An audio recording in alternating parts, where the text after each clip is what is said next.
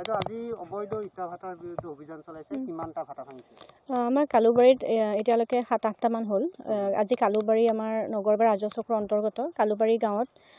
ৰাইজৰ পৰা মই কমপ্লেইন পালোঁ যোৱা 2-3 দিনৰ পৰা 2-4টা মান ফোন কলছ পালোঁ যে তেওঁলোকে এনেকৈ আৰম্ভ কৰিছে হুৱেৰাজ মই একচুৱেলি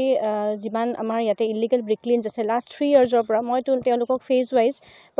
ফাৰ্ষ্ট ইয়াৰ তেওঁলোকক আৱেৰনেছ দিলোঁ কি ডকুমেণ্টছ লাগে কেনেকুৱা লাগে লিগেলাইজ কৰিবলৈ গতিকে মই আটাইখিনিকে অলৰেডি সকিয়নি দি থোৱা আছিলে যে এই বছৰ যাতে নকৰে গতিকে এয়া আজিৰ পৰা আৰম্ভণি হৈছে আৰু আপোনালোকৰ জৰিয়তে বাকীসকল যিসকল ইটা ভাটা আছে বেলেগবোৰ গাঁৱত তেওঁলোককো মই সকিয়নি দিব বিচাৰোঁ যে বন্ধ কৰক নহলে প্ৰশাসনে মানে কঠোৰ পদক্ষেপ গ্ৰহণ কৰিব চলি থাকিব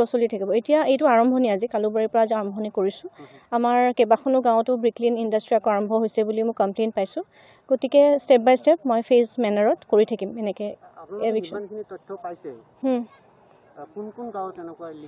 জামলাইট আছে বুলি জনাইছে মন্দিৰা এনচি হেকৰা কালুবাৰীটো গম পালোঁ তেনেকৈ এইকেইখন গাঁৱত আছে চলিব নিশ্চয় চলিব